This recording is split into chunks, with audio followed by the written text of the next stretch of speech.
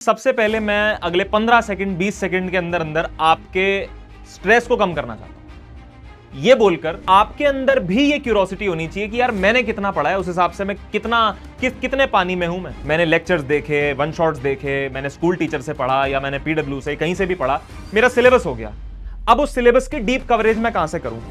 तो मैंने आपको सिलेबस बता दिया, मैंने आपको उसका कवरेज बता दिया।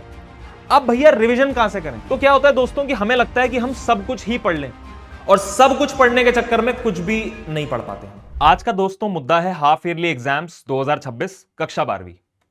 यह महीना बड़ा स्ट्रेस वाला महीना है, दिमाग पे बहुत स्ट्रेस है, अपने आप को प्रूव भी करना है, पढ़ाई भी बहुत ज्यादा नहीं हुई है तो उसकी टेंशन भी है।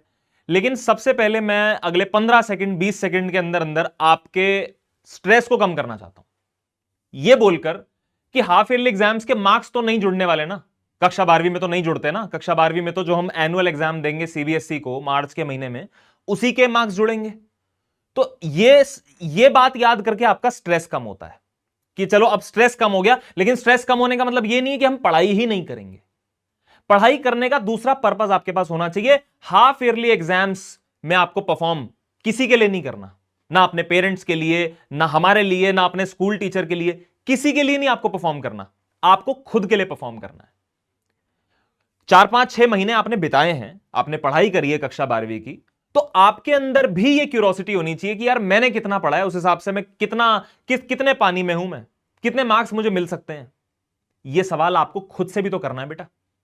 इसलिए मैं बोलता हूं कि हाफ ईयरली एग्जाम्स के मार्क्स बेशक ना जुड़ने हो, लेकिन उसकी प्रिपरेशन आपको दिल से करनी है। जितनी भी प्रिपरेशन आप कर पाओ गिवन टाइम में, आपको दिल से प्रिपरेशन करनी है, क्योंकि कुछ स्कूल्स के अंदर हाफ ईयरली एग्जाम्स शुरू हो चुके हैं, 1-2 पेपर भी बीत चुके हैं, कुछ के अभी शुरू होंगे, कुछ के हो सकता है 15-20 दिन के बाद शुरू हो। तो समय जो है वो आपके पास अपने अपने अकॉर्डिंग ही होगा। 3-4 पॉइंटर्स पे मुझे बात करनी है। आइए ज्यादा टाइम वेस्ट नहीं करते, सीधा बातें स्टार्ट करते हैं। सबसे पहला, एक बार सिलेबस ऑडिट जरूर कर लेना। अगर आपको लगता है कि मेरे फॉर एग्जांपल अकाउंटेंसी की अगर मैं बात करूं, तो जो हमारी पार्टनरशिप वाली बुक होती है वो तो आएगी ही आएगी एग्जाम में। कई बच्चों का हो सकता है कि 1-2 चैप्टर और फालतू भी आ जाए, शेयर कैपिटल वाला चैप्टर भी आ जाए। तो क्या होता है दोस्तों कि हमें लगता है कि हम सब कुछ ही पढ़ लें और सब कुछ पढ़ने के चक्कर में कुछ भी नहीं पढ़ पाते हम। इट इज बेटर कि आप 20% सिलेबस जो आपका नहीं हो पाया है उस पर अभी आप ध्यान ही मत दो, अभी के लिए रहने दो उसको। लेकिन जो 80% सिलेबस आपने पढ़ा है, थोड़ा बहुत आप उसमें एक्टिव रहे हो, क्या उसको अगर हम ढंग से पक्का नहीं कर सकते क्या? उस पर आपको ध्यान देना है। B it any subject, economics हो, अकाउंटेंसी हो, बिजनेस स्टडीज हो, मैथमेटिक्स हो, अंग्रेजी हिंदी हो, फिजिकल एजुकेशन हो, कंप्यूटर हो, कोई भी सब्जेक्ट हो दोस्तों, इस टाइम पर आपको ये सिलेबस कवरेज का महीना नहीं है एक्चुअली। ये अगस्त का महीना है, सितंबर लगने वाला है, हाफ ईयरली एग्जाम आपके सर पर खड़ा है और आज की डेट में आप नया चैप्टर नहीं पढ़ सकते। हां, अगर आपके हाफ ईयरली एग्जाम के अंदर अभी समय है तो आप बिल्कुल पढ़ सकते हो। तो जो पोर्शन आपने गो थ्रू कर रखा है ना, उस पर आपको इस वक्त ज्यादा ध्यान देना है। ये मैं कोई एक सब्जेक्ट स्पेसिफिक वीडियो नहीं बना रहा हूं, मैं एक जनरल बातें कर रहा हूं आप लोगों से।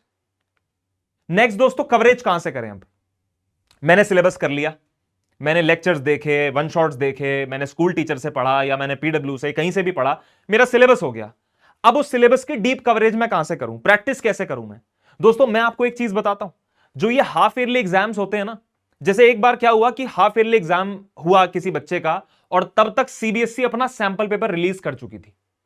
अगस्त सितंबर में सीबीएसई अपना सैंपल पेपर रिलीज कर देती है आमतौर पर। तो अगर इस साल का सैंपल पेपर जो कि अभी तक नहीं आया है, अगर आ जाता है सीबीएसई की वेबसाइट पर, there is a high chance कि तुम्हारा टीचर सेम टू सेम उठा के भी दे सकता है हाफ ईयरली एग्जाम में। और नहीं तो आपके पास ये कुछ ऑप्शंस हैं। सीबीएसई 2026 मेन एग्जाम का जो क्वेश्चन पेपर है वो उठाओ, दिमाग लगाओ, गूगल पे सर्च करो, मिलता है, सब मिलता है। कंपार्टमेंट के पेपर भी हुए हैं, अभी हुए हैं, मतलब अभी उनका रिजल्ट आया था, तो कंपार्टमेंट के पेपर्स भी हैं। फिर उसके बाद सीबीएसई का सैंपल पेपर, इस साल का नहीं तो पिछले साल का, उससे पिछले साल का, और सबसे बढ़िया आपके स्कूल के अंदर जो अब तक 1 या 2 यूनिट टेस्ट हुए हैं उसके क्वेश्चन पेपर्स। तो आपको प्रिपरेशन करने के लिए और प्रैक्टिस करने के लिए कंटेंट की कमी नहीं है, कंटेंट बहुत है।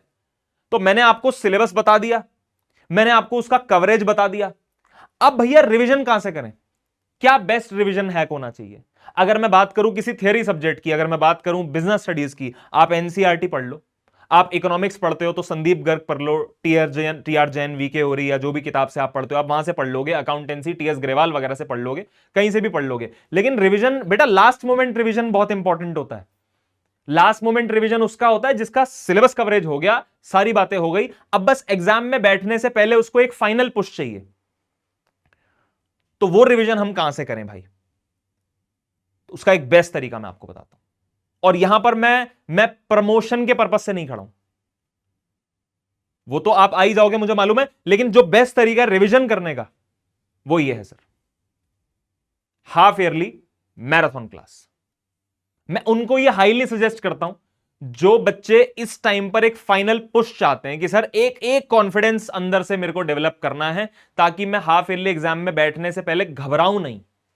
तो मैं आपको एक चीज स्पष्ट तरीके से बता दूं दोस्तों, आप इन मैराथन क्लासेस में आ तो जाओगे, कोई दिक्कत नहीं है, बड़ा मजा आता है। मैराथन क्लास चल रही है जी, अरे ये टीचर कितने घंटे खड़ा है, 8 घंटे खड़ा है, 9 घंटे खड़ा है, क्या बात है, 12 घंटे की मैराथन क्लास ले ली इस टीचर ने, ये सुन के मजा बड़ा आता है। लेकिन मैं बताऊं, वो मेहनत सिर्फ टीचर ही कर रहा होता है, आपकी तरफ से वो मेहनत चूक जाती है कई बारी।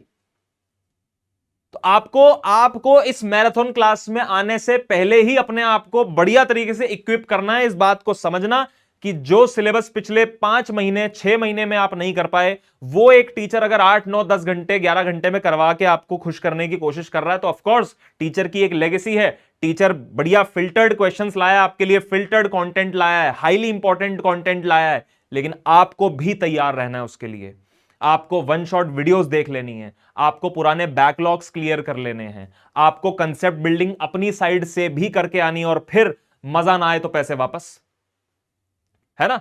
तो ये एक शेड्यूल है बेटा, 30 अगस्त से लेकर 13 सितंबर तक का शेड्यूल है। इस बीच आपके हाफ ईयरली एग्जाम्स चल रहे होंगे, या हो सकता है कुछ के शुरू भी हो गए हों, हो सकता है कि कुछ के 13 सितंबर के बाद भी हो। बेस्ट कंटेंट आपको यहां पर मिल जाएगा, मेरे साथी यहां पर खड़े रहेंगे, इकोनॉमिक्स से लेकर और अप्लाइड मैथमेटिक्स तक सारे सब्जेक्ट्स कवर कराए जाएंगे। मोटे तौर पर 4 बजे का ही टाइम रहेगा, बीच में हमने 1-2 बार 12 बजे का भी टाइम करा यहां पर। आप इन मैराथन क्लासेस में जरूर जुड़िएगा, और ऐसा नहीं कि मुंह उठा के मैराथन क्लास देखने आ गए, तैयार होके आना है, बढ़िया से आना है, और शुरू से लेकर एंड तक बने रहने की कोशिश करनी है। शुरू से लेकर एंड तक बने रहना। लाइव देखने का मन नहीं कर रहा, कोई दिक्कत नहीं है, 4 घंटे देखा बंद कर दे, फिर शुरू कर ले अगले दिन, टीचर तो खड़ा रहेगा तेरे को, लेकिन एंड करनी है चीजें। उसके बाद हाफ ईयरली एग्जाम्स में बैठना। आपका हाफ ईयरली एग्जाम बहुत बढ़िया होगा दोस्तों। अभी भी अगर आपको स्ट्रेस हो रहा है तो मेरी फर्स्ट बात को याद कर लेना, मैंने आपको आते ही इस वीडियो के अंदर बोला था कि भाई हाफ ईयरली एग्जाम अटेम्प्ट जरूर करना है, तैयारी करके हाफ ईयरली एग्जाम देना है। यह जंग आपकी खुद से है, यह प्रूफ आपको खुद को करना है, किसी को नहीं करना भाई।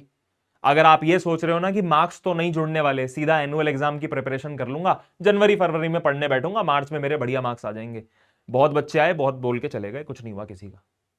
जो तैयारी आपको हाफ ईयरली की जो तैयारी करके आप बैठोगे ना, फॉर एग्जांपल 40% सिलेबस आपने पैक कर दिया, वो 40% आपको आगे जाके तंग नहीं करेगा। अगस्त सितंबर के महीने के बाद अक्टूबर ऑनवर्ड्स आपको फिर फ्रेश सिलेबस में लगना है, आपको फिर से पिछले सिलेबस के बारे में बातें नहीं करनी। कब तक ये बातें करोगे? चैप्टर 1 2 3 4 1 2 3 4 कितने, कब तक बैकलॉग्स यार? समझो बात को, करके खत्म करो। I wish you all the best, thank you so much, जय हिंद दोस्तों, बाय बाय।